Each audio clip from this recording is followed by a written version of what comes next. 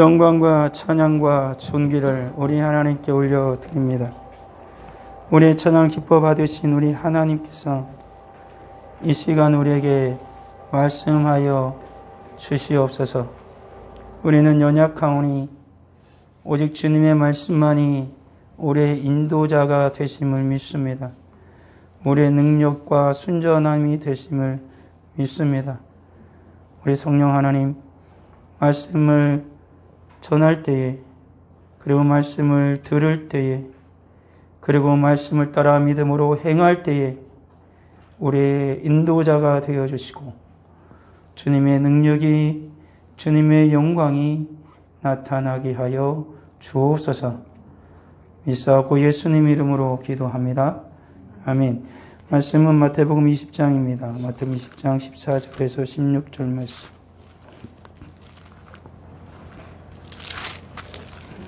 마태복음 20장 14절에서 16절 말씀. 찾았으면 같이 읽도록 하겠습니다. 내 것이나 가지고 가라. 나중은 이 사람에게 너와 같이 주는 것이 내 뜻이니라. 내 것을 가지고 내 뜻대로 할 것이 아니냐. 내가 선함으로 내가 악하게 보느냐. 이와 같이 나중된 자로서 먼저 되고 먼저 된 자로서 나중되리라. 아멘. 이 말씀은 예수님께서 비유로 하신 말씀입니다. 포도원이 있고, 그리고 포도원 주인이 있고, 그리고 때마침 포도원 일꾼이 필요하여서 포도원 주인이 나가서 일꾼들을 부르는 겁니다. 이스라엘에서 이 근동 지역에서는 이제 포도 수확기가 되어지면 장마 기간과 겹친다 그럽니다. 그래서 수확기를 놓쳐버리면 뒤이어지는 그 비 때문에 포도 농사를 망치게 된다 그래요. 그래서 그 기간 내에 수확을 빨리 맞춰야 되는 것입니다. 이와 같은 비유를 예수님께서 하신 이유는 말세가 가까워지고, 그리고 그 주님께서 구원받은 백성들을 추수할 때가 가까이 왔음을 말씀하셔서 주님께서 포도원 주인과 같이 이 땅에 오셔가지고 수많은 사람들을 부르고 있음을 지금 비유를 통해서 말씀을 하고 계신 것이지요. 우리가 이 내용은 이런 거 아닙니까? 아침 일찍부터 포도원 주인이 나가서 사람을 불렀습니다. 왜? 일을 해야 되니까요. 그리고 또 나가서 오전쯤에 나가서 또 불렀고, 정오에 나가서 또 불렀고, 그리고 한 3쯤 나가서 또 불렀고, 일이 거의 다 끝나는, 일 끝날 1시간 정도 남아있는 그 시간에 또 가서 또 일꾼들을 불러다가 부지런히 포도원에서 일을 하게 했던 것이지요. 근데 맨 처음 부르는 사람에게 약속한 그 금액은 한 데나리온이었습니다. 왜 그러냐면, 이 이스라엘의 전통상 사람이 하루 일하면 하루 품삯이 한 데나리온이에요. 오늘날 우리들도 직업 소개소나 가서 하루 일을 하고 하루 일당을 하는 게 있으면은 그 일당이 딱 정해져 있잖아요. 그만큼 일을 하면 그 일당 우리가 받는 거 아니겠습니까? 그것처럼 하루 일당을 약속하고 맨 처음 부는 사람들과 함께 약속을 하고 그들을 일을 시켰다고요. 그 일이 끝났습니다. 일이 끝났는데 맨 마지막에 온 사람부터 이제 품삯을 준 거예요. 근데 맨 마지막에 온 사람한테 한 데나리온을 준 거예요. 그러니까 맨 처음 온 사람은 깜짝 놀랐겠죠. 나는 저 사람보다 10배는 일했는데. 와, 적어도 10데나리온은 불구하더라도 한 5데나리온 좀 주지 않을까라는 기대감이 있지 않겠습니까? 보통 사람은 그 기대감이 있잖아요. 이 세상의 일이라는 것은 일한 만큼 노동의 대가에 대한 그런 그 금액을 받아야 되잖아요. 그러니까 1시간 일했는데 한 데나리온을 주면 10시간 일하는 사람은 당연히 기대감이 커지죠. 더 많이 줘야지. 더 많이 받을 수 있겠다. 근데 다 한 데나리온을 주는 거예요. 3시 온 사람도, 12시 온 사람도, 9시 온 사람도, 저는 새벽 일찍, 아침 일찍, 맨 처음 온 사람도 한 데나리온을 주는 거예요. 그러니까는 이제 불만이 생기는 거죠. 왜 한 데나리온이냐? 쟤도 한 데나리온. 1시간 일했는데 쟤도 한 데나리온. 10시간 일한 나도 한 데나리온. 그러니까는 불만이 생긴 거예요. 가지고 주인한테 따져보렸단 거죠. 왜 이렇게 하냐? 이것은 불합리하다. 라고 얘기를 한 겁니다. 그러니까 주인이 듣고 한 말이 이거잖아요. 내가 당신과 약속한 건 한 데나리온이다. 그리고 맨 마지막에 온 사람한테 내가 자유롭게 내가 그에게 한 데나리온을 주는 것도 너의 뜻이었냐. 나는 이미 당신에게 약속한 한 데나리온을 지불했으니까 이것은 합당하다라는 거죠. 오히려 내가 선한 일을 했는데 너는 왜 나를 악하다느냐라고 예수님이 되물어보십니다. 이건 이스라엘과 같은 것이죠. 맨 처음 부른 자들은 이스라엘입니다. 그리고 그 중간에 마지막에 부른 자들은 이방인들이겠죠. 그러니까 이스라엘로서는 굉장히 예수 그리스도의 복음과 예수님의 말씀에 불평이 많았습니다. 그들은 율법을 또한 가진 자였고 할례를 행한 자였기 때문에 자기들은 늘 이방인들보다 우수한 인재들이라고 생각을 했지요. 그리고 그와 같은 사상은 훗날 기독교가 전해져서도 많이 전해졌습니다. 유럽인이나 아니면 심지어는 독일인이나 그런 백인들은 흑인보다 우월한 존재다라고 생각을 했고, 심지어는 청교도들조차도 복음을 따라서 미국으로 건너갔지만 그들도 여전히 인디안이나 흑인들은 노예로 삼았습니다. 그리고 미국도 예수를 믿는 사람들일지도 불구하고 북부는 그나마 조금 빨리 노예 제도가 풀렸지만 남부는 목화를 계속 수확을 해가지고 그것이 자기들의 수익원이 됐기 때문에 계속 그 흑인을 노예로 부렸지요. 그래서 그런 것들 때문에 결국에는 여러 가지 이유가 있지만 남북전쟁도 일어나게 되어지는 그런 상황이 발발했죠. 그래서 심지어는 예수를 차를 타도 1900년 초반까지만 해도 흑인 좌석 따로, 백인 좌석 따로. 그리고 심지어는 요즘에는 그런 경우는 거의 없겠지만은 여전히 백인만 드리는 교회가 있어요. 예배 드리는 교회. 흑인은 들어오지도 못하는 그런 교회가 있을 정도로. 그러니까 여전히 이와 같은 것이죠. 우리는 저들보다 우월하다. 우리는 저들보다 뛰어나다. 그러니까 하나님 앞에 받는 은혜도 더욱더 크고 우리는 저들과는 다른 존재적 가치를 가지고 있다라고 생각하는 이들이 여전히 수천 년 전 구약에서 율법을 가지고 살던 이스라엘이나 오늘날에도 구원을 받았음에도 불구하고 여전히 이와 같은 생각에 사로잡힌 이들이 있습니다. 아니면 직분상에서도 나는 목사니까 일자 금방 초신자보다 난 더 뛰어나다라고 생각하는 이들, 나는 장로니까 권사니까 저들보다 나는 뛰어나다라고 생각하는 직분상의 그러한 그 간격을 가지고 자기 우월의식을 나타내는 이들도 분명히 있는 건 사실입니다. 심지어는 은혜를 가지고도 그렇습니다. 하나님이 베푸신 수많은 은혜와 신령한 은사를 충만히 받으면 그런 은사를 별로 받지 못한 채 그리고 교회에서 조용히 살아가는 그런 일을 보게 되어지면은 나도 모르게 교만해지거나 우쭐해져서 그들과 나를 다른 부류로 생각하는 이들도 있음을 우리는 보게 되어지는 것이지요. 그렇지만 오늘 주님께서는 그것이 얼마나 어리석은 짓인가를 분명하게 보여주는 것입니다.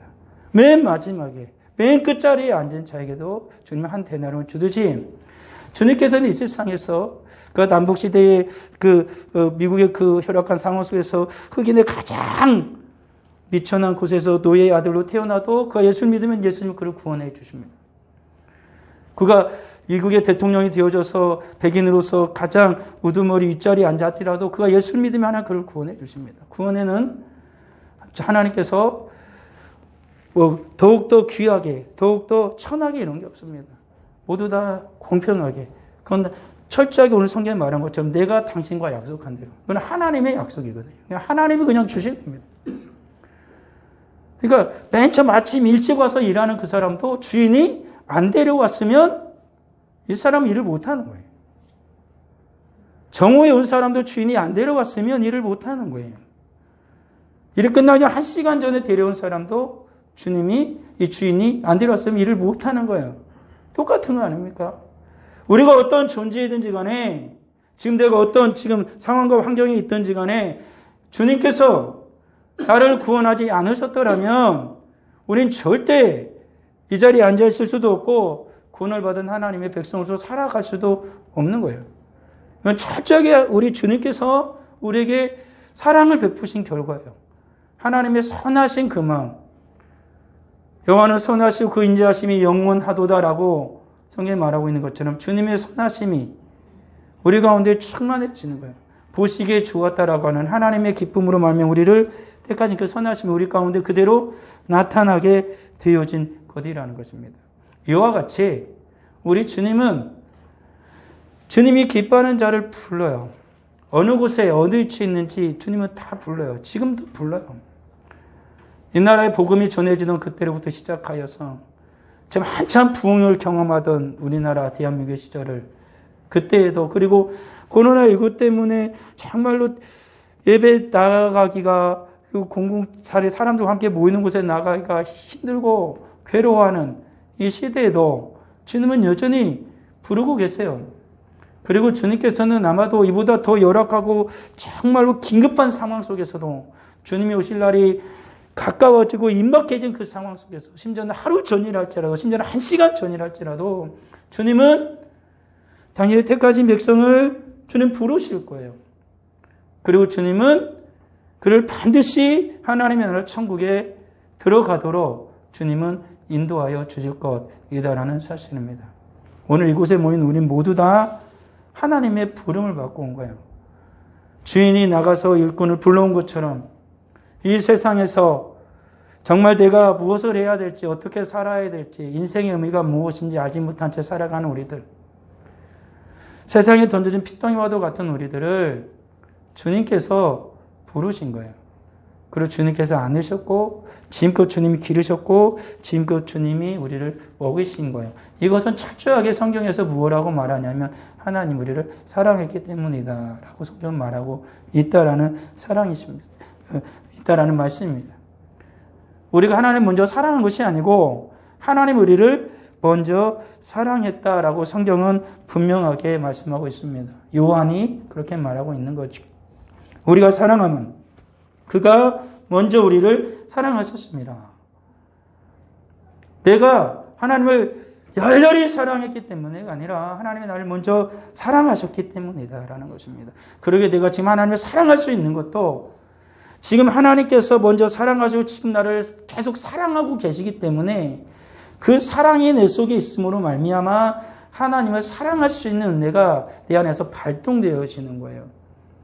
그리고 우리는 주님을 그 사랑하는 표현 방식으로 성경에서 말하기를 하나님의 말씀을, 주님의 말씀을 지키는 것이다, 순종하는 것이다 라고 성경 또한 말하고 있다라는 사실이죠.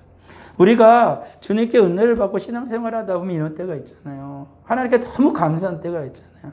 나를 주님이 구원해 주시다니, 내가 오늘 예배를 이렇게 드릴 수 있다라니. 때는 찬양을 드리다가 너무 은혜가 되면 눈물을 흘리면서 찬양을 할 때가 우리가 있었을 텐데, 하나님이 어떻게 나 같은 것을 구원해서 이렇게 주님 앞에서 이렇게 기쁘게 감격하며 찬양을 할 수 있게 해주셨을까라는 그 감사의 감격이 속에서부터 막 올라올 때가 있다라는 것입니다. 그것은 뭐냐면 주님께서 계속 사랑하고 계시기 때문에 그렇죠. 사랑해주고 계시기 때문에 그렇다라는 것입니다. 근데 주님의 이 사랑은 끝까지, 성경에서 말한 걸 끝까지 주님께서 사랑할 것이라고 말씀합니다. 내가 너희를 결코 떠나지 아니하리라 라고 성경이 말하고 있는 것처럼 우리 주님의 사랑은 변하지 않고 계속 되어지는 거예요.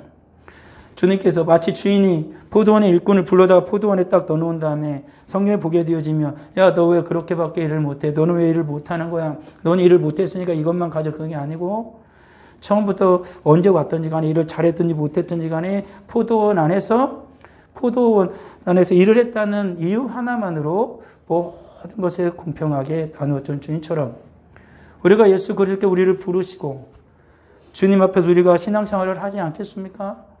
어떤 이는 잘하는 일 있습니다. 누가 봐도 와 진짜 잘한다. 나도 저렇게 하고 싶다. 라고 모든 이들이 인정하는 이가 있는가 하면 자기 스스로조차도 이러면 안 되는데 라고 생각하면서 신앙생활하는 이들도 다 있지 않겠습니까? 그렇지만 주님은 묻지 않습니다. 우리가 마지막 날 주님 앞에서도 결산할 때가 되어지면 너 왜 그때 신앙생활을 그렇게 했니? 너는 잘했으니까 너는 쟤보다 훨씬 잘했으니까 너는 훨씬 더 좋은 걸 받을 거야. 넌 좋은 자리에 올라갈 거야. 이러지 않고 주님은 당신의 자녀가 되었다는 이유 하나만으로 모두 다 안아주시고 사랑해 주시고 칭찬해 주시죠. 게으름을 피우고 나태함을 피우고 딴짓을 했다는 것은 주님은 기억하지 않습니다. 주님은 그런 것을 계산하기 위해서 믿는 자들을 부르신 주님이 아니십니다. 주님께서는 구원받은 하나님의 백성이 어떻게든지 간에 그 힘들고 지친 그 인생의 길을 걸어가면서 어떻게든 주님을 믿고 따르고 섬기고자 자기 신앙을 지키고자 고군분투했던 건 주님이 다 아십니다. 사람들의 관점으로 볼 때, 내가 나를 생각할 때 좀 그런 것 같고 좀 잘한 것 같이 보일 것 뿐이지, 한 인생이 주님 앞에서 살아가는 것은, 한 생명을 끝까지 붙들고 주 앞에서 살아가는 건 결코 호락호락하지 않습니다. 모든 사람들이 한 인생을 주 앞에 드리는 것은 다 고군분투하는 삶인 것이죠. 그냥 우리들이 스스로 보기에, 그냥 겉보기에 그렇게 보여질 뿐이지, 하나님 앞에서 믿음을 지켜가면서 신앙생활을 한다는 것은 잘한 자나 못한 자나 모두 다 하나님의 은혜이고, 그것은 우리가 결코 평가할 수도 없는 거죠. 왜요? 하나님이 주신 은혜를 따라, 주님 주신 믿음을 따라 열심을 다해서 나는 주 앞에서 살았기 때문에 그런 것입니다. 결국에는 우리들이 볼 때 아주 잘했다고 생각하는 이도, 우리들이 볼 때 아주 못했다고 생각하는 이도, 그것은 다 하나님께서 주신 은혜 때문이에요. 내 공로가 아니고. 그러니까 그것은 어느 누구 평가할 수 없어요. 그건 주님이 주셨기 때문에 주님의 은혜죠. 물론 훗날 주님께서 주시는 상급은 물론 다를 거라고 성경은 말합니다. 그 상급의 차이는 잘했냐 못했냐를 따지는 게 아니에요. 주님께서 주신 은혜를 따라 믿음으로 얼마나 내가 주 앞에 반응했느냐에 따라서 그 주님이 주시는 그 상급이 다른 거죠. 그래서 나는 상급을 적게 받았으니까 슬프고, 내가 저 사람보다 못 받았으니까 열등의식을 느끼고, 이 세상에 그런 것이, 이 세상이 느끼는 그런 게 결코 아닙니다. 기쁨이 충만하죠. 맨 끝에 있는, 천국에서 설령 그렇다라고 전 보진 않지만, 오늘 우리들이 보는 관점에서 천국의 맨 끝에 있는 자라 할지라도 주님이 말씀하신 것처럼 세리요한은 이 세상에서 가장 큰 자인데 천국에서 가장 작은 자도 세리요한보다 훨씬 크다라고 말씀을 했어요. 이 세상에서 아무리 기쁨을 누리고 평안을 누리고 좋은 것 다 누렸어도 주님 나라에 가서 주님이 주시는 그 구원받은 하나님의 백성이 천국의 맨 끝에서 서 있다 할지라도 그가 누리는 기쁨과 평안과 모든 은혜와 복은 이 세상과 결코 비교할 수 없다라는 것이죠. 그러니까 이 세상이 여기면 천국은 여기서부터 시작하는 거야. 이 세상의 모든 복과 은혜를 다 돼서 소용 이만큼 왔다 해도 천국도 여기서부터 시작을 하는 거야. 비교할 수가 없는 거죠. 주님은 그렇게 우리를 부르시고 사랑하신다는 사실을 기억하며 살아야 돼요. 우리들은 한 인생을 지금 살아가고 있어요. 지금도 주님은 함께 하시고 마지막 내 인생이 끝나고 종칠 때에도 주님 반드시 우리와 함께 하실 것이다라는 사실입니다. 우리 사랑하는 성도들이 그 주님 나를 사랑하심을 믿고 계속해서 살아가는 것이죠. 그런데 우리는 이 주님과 사랑하며 살을 나누며 살아가고 싶습니다. 감사하며 살아가고 싶죠. 왜 그러냐면 주님이 나를 구원해 주셨으니까. 근데 주님의 이 사랑을 가로막는 장애물도 우리 인생에는 많이 있습니다. 그 중에 가장 큰 게 뭐냐면 세상을 향한 사랑이에요. 왜 그러냐면 우리는 이 세상에 사니까요. 이 세상에 사니까. 천국에 살면 우리가 이 세상은 눈 돌릴 일도 없지만 세상에서 발을 딛고 살기 때문에 세상의 것을 우리들이 사랑하고 욕심 부릴 때가 없을 수가 없습니다. 그리고 내가 있는 그 직장에서 자주 보는 것을 인하여서 욕심을 내고 또한 그것들의 사랑에 빠질 수밖에 없는 것이 인간의 연약함인 거예요. 그래서 우리는 이 세상을 살아가면서 이 세상에 사랑하는 것을 우리 마음을 굉장히 많이 뺏길 때가 많습니다. 육체의 정욕을 인해서, 안목의 정욕을 인해서 이 세상에서 자랑할 것을 채우기 위해서 우리는 이 세상의 사랑에 충분히 빠질 수 있을 만큼 연약한 존재들입니다. 그건 어느 누구도 부인할 수 없는 것이지요. 그렇지만 우리는 한 가지 분명히 믿는 게 있습니다. 믿는 구석이 있죠. 하나님의 사랑은 내가 이 세상을 사랑하는 것에서 반드시 건져 주실 것이다 라는 그 믿음이 우리에게는 있는 것이고 또한 있어야만 하는 것이죠. 그리고 교만해지는 겁니다. 앞서 말한 것처럼 이 세상은 사람들이 자꾸 교만해지고 싶어요. 그건 뭐냐면 내가 남보다 우수하다 라는 것을 드러내고 싶은 마음이 다 있어요. 그러지 않습니까? 우리 아이가 꼴등을 했어요. 내 아들이 반에서 꼴등을 했네. 할렐루야. 이런 사람도 없습니다. 1등을 했어요. 1등을. 하나님 감사해요. 1등을 했어요. 1등을. 꼴등을 했던 게 잘하는 게 아니에요. 사람의 마음속엔 이런 마음이 다 있다는 거예요. 그러면 나는 내 자존감은 어떻게 돼요? 똑같이 예수를 믿어도 꼴등한 아들이 꼴등했을 때보다 1등했을 때가 자존감이 높아가. 이 자존감이라는 건 주님을 믿는 그리스도인의 자존감으로 살아야 되는데 우리는 가끔씩 교만이 우리 마음에 들어오게 되면 이 세상에 있는 자신감으로 살고 싶은 거예요. 아들이 꼴등하면 자신감이 없어. 근데 아들 1등하면 자신감이 생겨. 아들도 그래. 아이들도 그래. 내가 힘이 없고 연약하면 자신감이 떨어져. 근데 힘이 있고 뭔가 용기가 있으면 자신감이 막 생겨. 근데 우리 신앙이라는 건 자신감으로 가는 게 아니에요. 자존감이죠. 내가 누구냐. 인간의 존재적 가치에 따라서 내가 있는 모든 상황이 달라지는 것이거든요. 무엇을 가졌느냐가 아니고 내가 누구냐잖아요. 우리는 그걸 잘 생각해야 돼. 근데 이 세상은 자꾸 무엇을 가졌냐를 자꾸 따지려고 그래. 네가 누구냐가 중요하거든요. 그러니까 내가 누구냐. 우린 예수 그리스도의 사랑을 받는 자다. 그 자존감을 가지고 살아가야 돼. 그러면 우리는 교만할 이유가 없어요. 아까 말씀드렸잖아요. 이 세상에 가장 귀한 거 주님의 것과 비교하면 아무런 그 가치 따지면 그 가치를 구분할 수 없어요.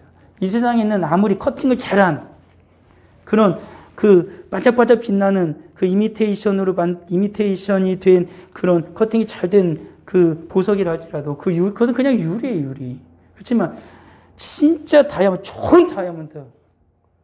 진짜 아무런 흠집도 없는 순도 거의 100에 가까운 그 다이아몬드는 때로는 커팅이 살짝 잘못되었다 해도 심지어는 커팅이 안 되어진 그런 상태랄지라도 가치는 전혀 달라요.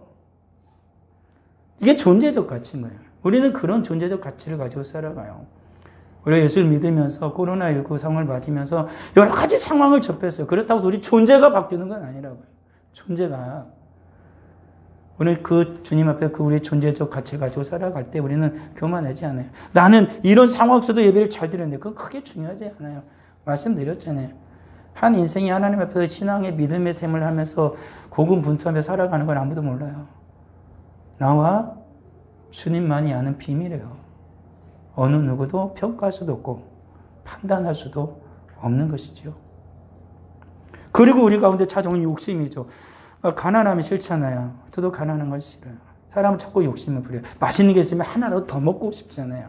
우리 육체적이거든, 우리 정신적으로도 우리는 좀 더 가지고 싶어 하는 게 기본적인 인간의 마음이에요. 아이들도 그래서 우스갯소리지만 애가 태어나면 어떻게 태어나요? 두둑 깍지고 다 가질 거야! 막 하면서 와! 하고 울잖아요. 왜 울까요? 아무것도 가진 게 없으니까 왕! 하고 우는 거야. 그렇지만 사람이 죽을 때는 손을 다 펴죠. 이 세상에 가질 만한 게 아무것도 없는 거예요. 그걸 알아야 하는 것이지. 근데 우리는 무엇인지 좀 더 움켜쥐려고 욕심을 부려요. 좀 더 가지고 싶고, 좀 더 취하고 싶고, 좀 더 올라가고 싶고. 그렇지, 우리의 믿음과 신앙을 방해하는 건 그 욕심이라고 성경도 분명히 우리에게 말을 하고 있거든요. 욕심을 내어도 얻지 못하고, 내가 얻지 못하면 구하지 아니하기 때문이라고 말한 것처럼 욕심껏 주 앞에 순전한 마음으로 기도함으로 나가는 게 아니라 주님의 도움을 요청하는 게 아니라 내 욕심껏 살고자 할 때 우리의 신앙은 방해를 받죠. 그리고 게을러요. 여러 가지 이유를 들어서 우리는 조금 미루고 싶지 않습니까? 저도 가끔씩 일을 해야 되는데 자꾸 미뤄요. 1시간 뒤에 해야지. 조금 10분만 있다 해야지. 그러다 보면은 1시간 전에 할 일이 벌써 1시간이 미뤄져 있어요. 어저께 끝냈을 수 있는 일이 벌써 오늘도 안 하고 있어요. 그런 일이 얼마나 많습니까? 우리가 하나님을 섬길 때도 그러잖아요. 주의 성령 하나님께서 지금 하고 싶은 마음을 주시는데, 지금은 나 별로 준비가 안 됐는데, 지금 마음의 준비가 안 돼서, 육체의 준비가 안 돼서, 상황이 지금 좀 더 정리되어지면, 우리 그런 생각을 해요. 그러면서 게으름을 피워요. 육체적인 게으름이든, 환경적인 게으름이든, 영적인 게으름이든, 생각적인 게으름이든, 우리는 피워요. 그렇지만 그 게으름은 우리의 믿음과 신앙을 철저하게 방해하는 거지. 주님 앞에서 순종하고 일하기를 싫어하는 것입니다. 그렇지만 하나님의 사랑은 우리를 붙들고 늘 함께 한다고 말씀하지 않았습니까? 어떻게 함께 합니까? 우리가 주님 앞에 순종할 때 우리 하나님께서 우리에게 능력을 주시고 주님의 일을 행할 힘을 주시고 주님의 사랑에 반응할 수 있도록 역사해 주시는 거예요.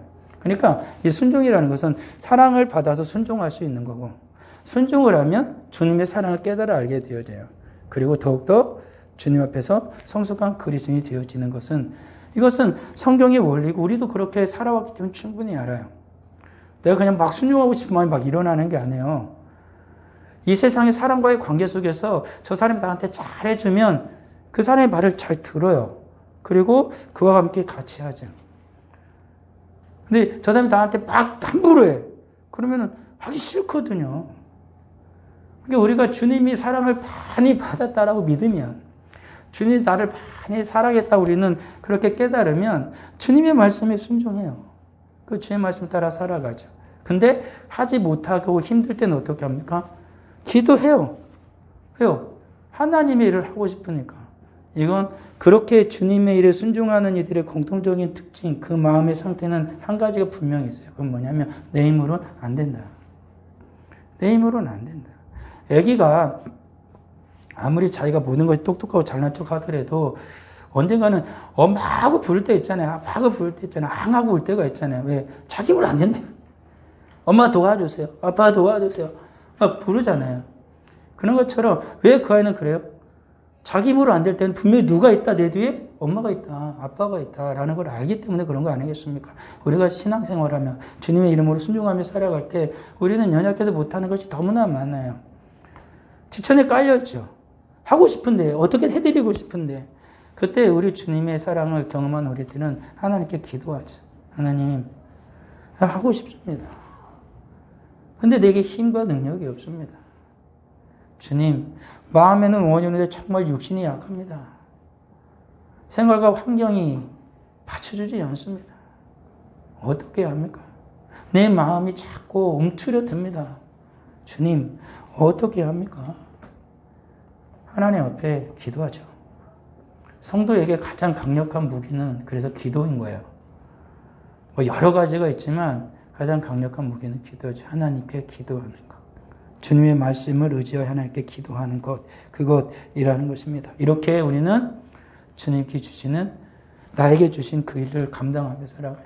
포도원에 들어간 일꾼이 그의 사명은 한 가지죠. 포도 따는 거예요. 잘 따든 못 따든 포도 따면 되는 것처럼. 우리가 이 세상을 살아가면서 주님께서 우리에게 주신 각자의 사명은 다릅니다.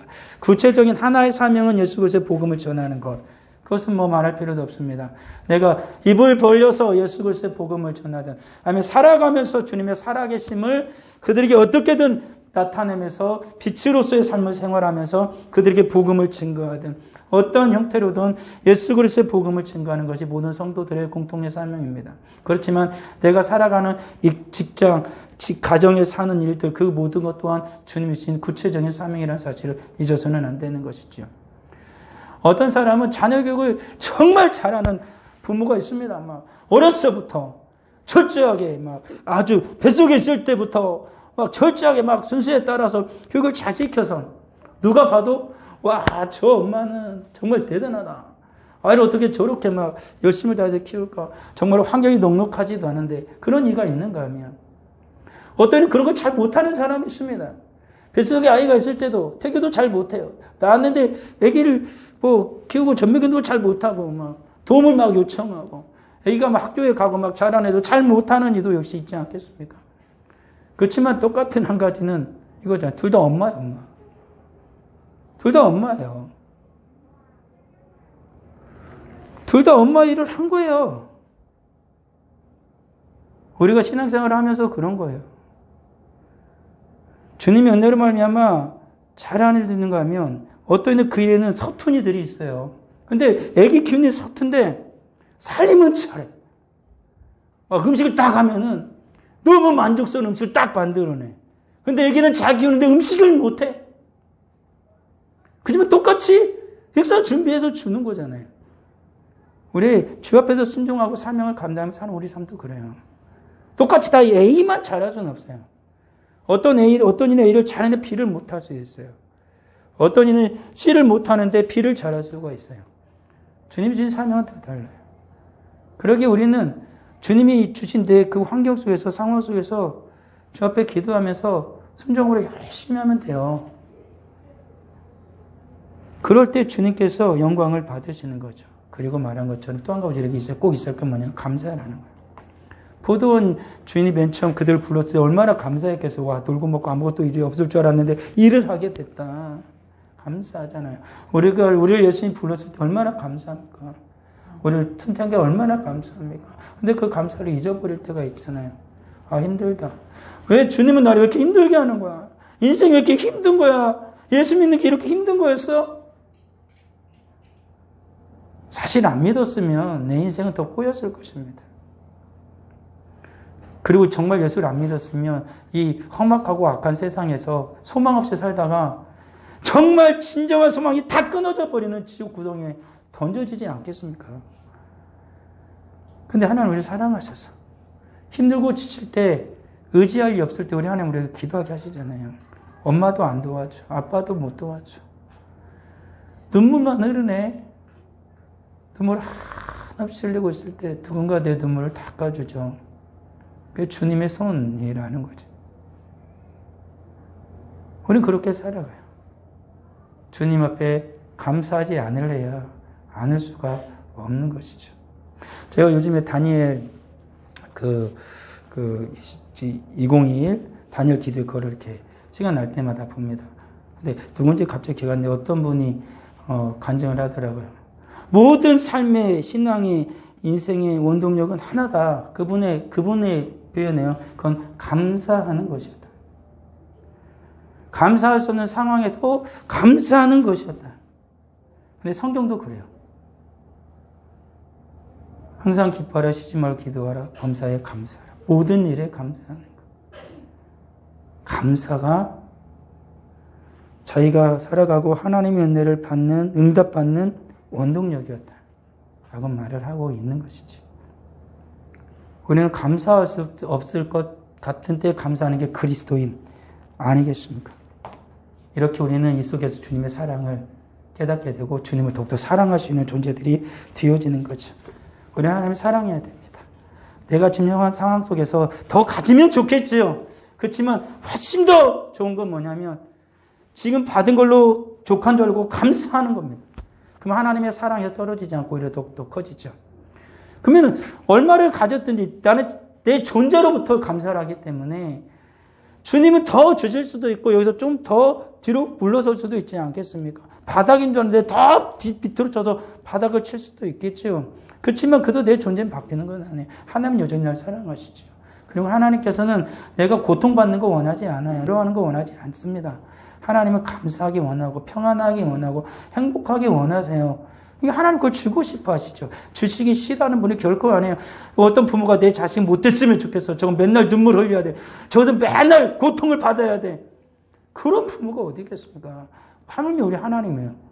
결코 그러지 않습니다. 빨리 제 힘든 곳에서 건져줘야 되는데, 제 눈물을 닦아줘야 되는데, 제 괴로움을 빨리 벗어나게 해야 되는데, 우리 하나님의 마음이십니다. 그러기 우리는 내 상황을 불만불평하기보다는 감사하는 것으로, 주님 앞에 족한 줄 알고 감사하는 것으로 살아가야 하는 것이죠. 그리고 주님께서 주시는 모든 일들 믿음으로 하면 됩니다. 주님 주신 은혜를 따라 믿음으로 하십시오. 우리들이 할 수 있는 전부 아닙니까? 못하겠다, 안 하겠다 이거 말고 지금 주님이 주신 이 상황 속에서 믿음으로 몸부림치면 주님께서 도와주시고 함께해 주시는 거죠. 왜요? 주님이 우리를 사랑하시기 때문에. 그러나도 주님을 사랑하기 때문에 그렇습니다. 내가 무엇을 더 얻기 위해서 이기적인 마음이 아니라 순수한 열정으로 해야 되는 거죠. 깨끗함으로, 열정으로. 주님이 주신 그 내가 누군지에 대한 그 마음을 가진 그 열정으로 하는 우리가 되어줘야 합니다. 왜요? 우리는 주님의 사랑을 받은 자이고 나도 주님을 사랑하니까. 포도원 들어서 살랑살랑 하나씩 딸 수도 있지만 열심히 딸 수도 있는 거 아니겠습니까? 어떻게 따든 자기 마음일지 모르겠으나 정말 감사한다라면 열심을 다해 따겠죠. 힘들면 조금 쉬었다 따면 됩니다. 그렇잖아요. 여행 인생길은 바로 끝난 게 아니라 너무 힘들면, 너무 힘든 고개면 잠시 쉬었다 갈 수 있습니다. 그렇지만 잠들면 안 되겠죠. 그러면 틀린 땀 때문에 몸이 식어서 잘못하면 죽습니다. 잠은 들지 말고 잠깐 쉬었다 갈 수는 있습니다. 우리 인생도 그렇듯이 우리 신앙도 그렇죠. 열심히 걸을 때는 안 보이던 것이 쉬면서 보입니다. 아, 아름답구나. 인생은 아름다운 거였구나. 내 인생이 힘든 것만은 아니었구나. 지금 여기 올라와서 보니까 그래도 괜찮은 인생인 것 같기도 하구나. 라는 마음이 들기도 하는 것이죠. 우리 신앙도, 나의 신앙도 그런 것입니다. 개판인 줄 알았는데 그래도 이건 좀 그때 주님의 은혜로 꽃을 피웠네. 열매를 맺혔네. 그러면서 내 신앙을 다시 점검해 볼 수도 있는 것이죠. 모든 것이 은혜이고 하나님의 사랑의 결과인 것입니다. 기도하겠습니다. 아버지 하나님 은혜를 감사합니다. 오직 주의 영광을 살아가신 우리 모두가 되게 하여 주옵소서. 쓸모없는 인생. 주님이 택하지 아니었으면 먼지와 같은 인생, 먼지로 살아가다 먼지로 흩어져서 영원한 불꽃이 있으면서 끊임없이 타올라야 할 터인데 주님의 사랑이, 주님의 은혜가 오늘 이곳에 있게 하였음을 인하여 감사를 드립니다. 주님의 그 사랑을 잊지 않게 해주시고 그 사랑을 따라 열심을 다하여 믿음으로 살아갈 수 있는 우리 모두가 되게 하여 주시옵소서. 주님 앞에 주의 사랑 거룩한 자녀들이 예배하며 귀한 예물을 드립니다. 11조의 예물을 드립니다. 감사의 예물을 드립니다. 선교 예물을 드립니다. 건축원금을 드립니다. 추수감사 예물을 드립니다. 정한원금을 드립니다. 모든 손길이 하나님 은혜와 복을 내려 주옵소서. 우리 하나님을 먼저 사랑하셨기에 우리도 주님을 사랑함으로 우리의 인생이 담긴 귀한 예물을 드립니다. 우리 하나님 우리 인생을 책임져 주실 걸 믿습니다. 동행하여 주실 걸 믿습니다. 힘들고 어려운 길을 걸어가고 있는 우리들이지만 주님께서 지금도 함께해 주시고 반드시 승리하여 주님의 영원한 나라에 다다르게 하여 주실 걸 믿습니다. 감사하게 하여 주옵소서. 믿음으로 순종하여 순전한 열심을 품고 살아가는 우리들이 모두 되게 하여 주옵소서. 예수님의 이름으로 기도합니다. 아멘.